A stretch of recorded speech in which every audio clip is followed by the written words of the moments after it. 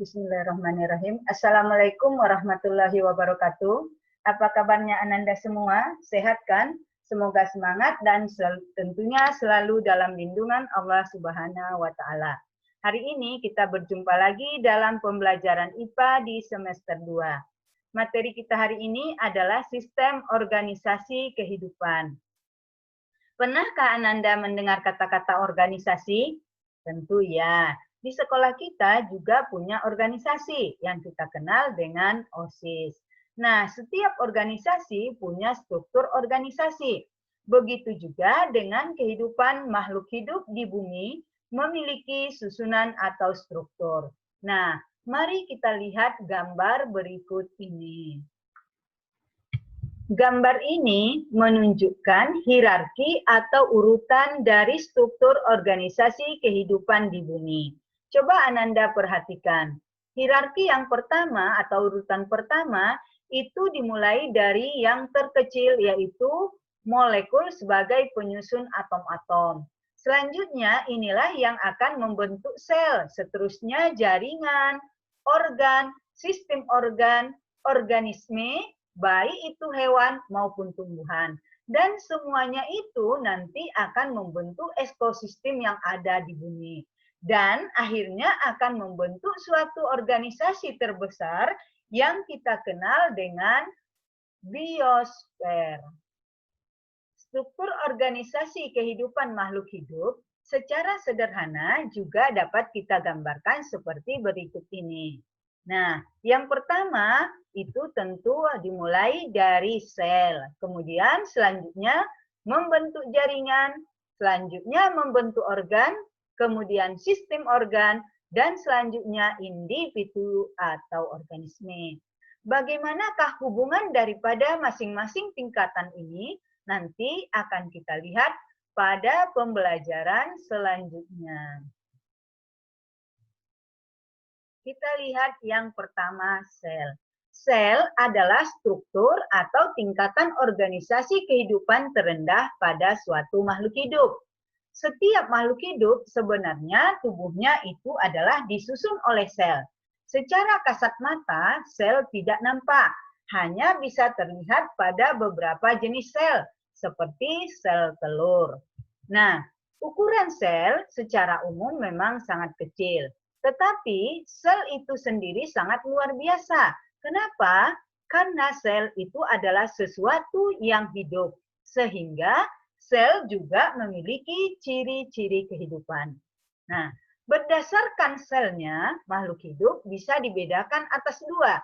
Yang pertama disebut dengan makhluk hidup atau organisme uniseluler. Artinya adalah organisme yang terdiri dari satu sel. Dan yang kedua adalah makhluk hidup multiseluler, berarti adalah makhluk hidup yang tubuhnya dibangun oleh banyak sel. Tahukah Ananda apa contoh daripada makhluk hidup multiseluler? Coba kamu cari sendiri ya. Sehingga sel dapat didefinisikan sebagai suatu satuan struktur dan fungsional terkecil dari suatu makhluk hidup. Berdasarkan ada tidaknya membran inti sel, sel juga bisa dibedakan atas sel prokariotik dan sel eukariotik. Sel prokariotik artinya adalah sel yang tidak memiliki membran inti sel. Ini ditemukan pada jenis-jenis makhluk hidup bersel satu, misalnya bakteri dan ganggang. Sedangkan sel eukariotik adalah sel yang inti selnya memiliki membran inti. Ini ditemukan pada makhluk hidup tingkat tinggi, mulai dari fungi, plantae, animalia.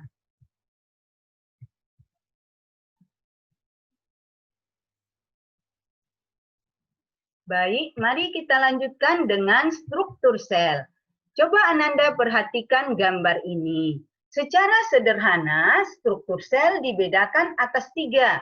Kita lihat yang pertama disebut dengan membran sel. Kemudian yang kedua adalah sitoplasma. Dan yang ketiga adalah inti selnya. Atau lebih lengkapnya, coba Ananda lihat lagi. Jadi membran sel adalah bagian sel yang paling luar yang berfungsi untuk mengatur masuknya makanan dan zat-zat lain ke dalam sel maupun untuk mengatur keluarnya zat-zat sisa dari dalam sel. Kemudian yang kedua, sitoplasma ini adalah merupakan cairan yang terdapat di antara membran sel dan inti sel. Nah, membran sel ini tersusun atas air, karbohidrat, lemak, protein, garam-garam mineral, dan vitamin. Selain itu, di dalam sitoplasma nanti akan kita temukan organel-organel sel, yaitu bagian-bagian sel yang berfungsi untuk proses kelangsungan hidup daripada suatu sel. Yang ketiga adalah inti sel, merupakan pusat pengatur seluruh aktivitas sel. Di dalam sel terdapat kromosom yang berfungsi sebagai penentu sifat pada keturunan. Secara lengkapnya, mari kita lihat struktur daripada sel. Yang pertama adalah struktur sel hewan.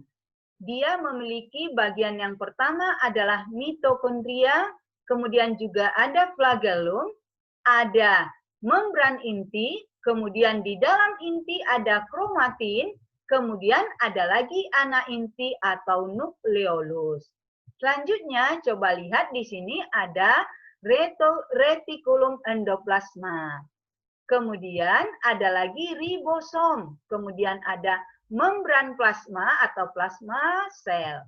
Dan ada lagi retikulum endoplasma halus. Dan ada lagi badan Golgi, kemudian ada lisosom, selanjutnya ada mikrotubula, dan ada mikrofilamen. Juga ada sentriol yang merupakan bagian daripada sentrosom.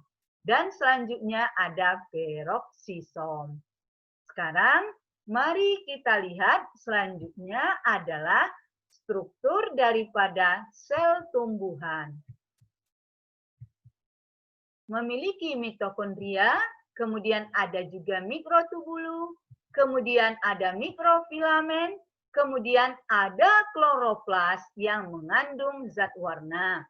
Selanjutnya ada plasmodesmata, ada ribosom, ada badan Golgi, kemudian ada membran plasma atau plasma sel, kemudian ada dinding sel, selanjutnya ada peroksisom, kemudian ada retikulum endoplasma halus, selanjutnya ada retikulum endoplasma kasar. Kemudian di dalam sel, inti sel, ada nukleolus atau anak inti. Dan juga terdapat di dalamnya kromatin dan juga membran inti. Selanjutnya adalah vakuola dan juga memiliki tonoplas. Selanjutnya, mari kita lihat fungsi daripada organel-organel sel yang telah kita lihat pada sel tumbuhan maupun pada sel hewan tadi. Yang pertama adalah mitokondria, bentuknya kurang lebih seperti gambar berikut. Mitokondria ini berfungsi di dalam proses pembentukan energi atau kita kenal dalam proses pernapasan sel. Kemudian yang kedua adalah ribosom. Ribosom ini ada yang bebas, kemudian ada yang menempel pada retikulum endoplasma. Ribosom itu sendiri berfungsi di dalam proses sintesa protein. Kemudian selanjutnya adalah retikulum endoplasma atau dikenal juga dengan RE. Retikulum endoplasma ini terdiri dari dua. Ada retikulum endoplasma halus dan ada retikulum endoplasma kasar, yaitu ditempeli oleh ribosom. Retikulum endoplasma itu berfungsi di dalam proses pembentukan protein, juga pembentukan lemak, serta metabolismenya. Kemudian adalah badan Golgi. Badan Golgi merupakan kumpulan kantung yang terlihat seperti bertumpuk-tumpuk. Badan Golgi berfungsi di dalam proses sekresi atau proses pengeluaran di dalam sel. Kemudian, badan Golgi juga berperan di dalam membentuk lisosom. Selanjutnya, mari kita lihat lisosom. Lisosom ini adalah organel sel yang berbentuk seperti kantung dan memiliki enzim pencernaan yang disebut dengan lisosim. Sehingga lisosom juga berfungsi di dalam proses pencernaan sel. Kemudian adalah vakuola. Coba Ananda perhatikan pada gambar ini. Bisakah Ananda melihat apa perbedaan daripada vakuola pada sel hewan dengan vakuola pada sel tumbuhan? Nah, fungsi daripada vakuola adalah sebagai penyimpan cadangan makanan. Selanjutnya adalah plastida. Plastida adalah berupa butir-butir zat warna yang hanya terdapat pada sel tumbuhan.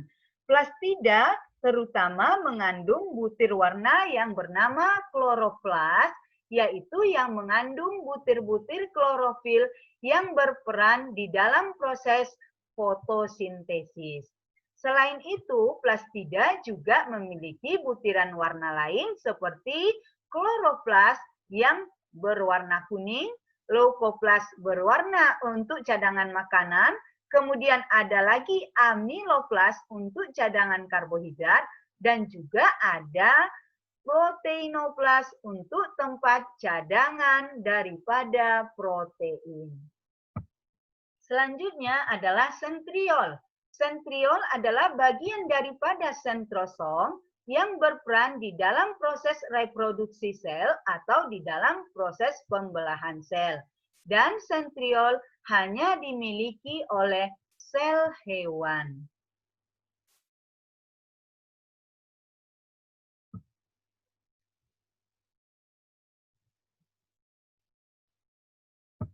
Bagaimana Ananda?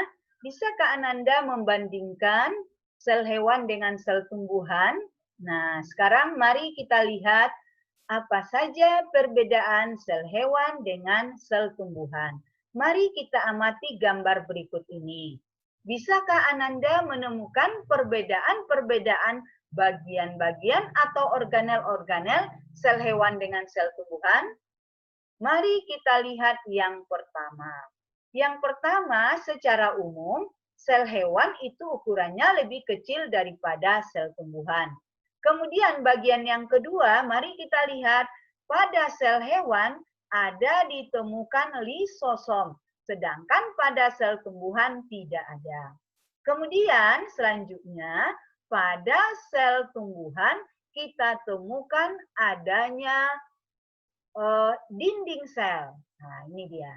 Sedangkan pada sel hewan tidak ditemukan dinding sel, tetapi hanya berupa membran sel atau membran plasma. Sedangkan sel tumbuhan tetap ada membran sel atau membran plasmanya. Kemudian, sel tumbuhan juga memiliki kloroplas yang mengandung butiran-butiran warna tadi. Sedangkan pada sel hewan tidak ditemukan kloroplas. Selanjutnya, pada sel hewan, kita lihat di sini ditemukan adanya sentrosom atau sentriol, sedangkan pada tumbuhan tidak ada.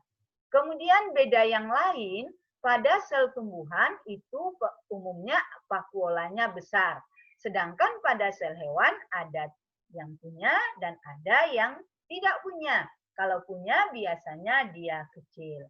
Kemudian sel hewan biasanya bentuknya selalu tetap, sedangkan sel tumbuhan memiliki bentuk yang tidak tetap. Demikian Ananda pembelajaran kita tentang sistem organisasi kehidupan. Silakan Ananda perkaya pemahaman Ananda dengan membaca buku-buku lain yang relevan dan juga mari kita kerjakan latihan-latihan yang ada pada buku literasi IPA. Terima kasih, semoga bermanfaat. Salam sehat. Assalamualaikum warahmatullahi wabarakatuh.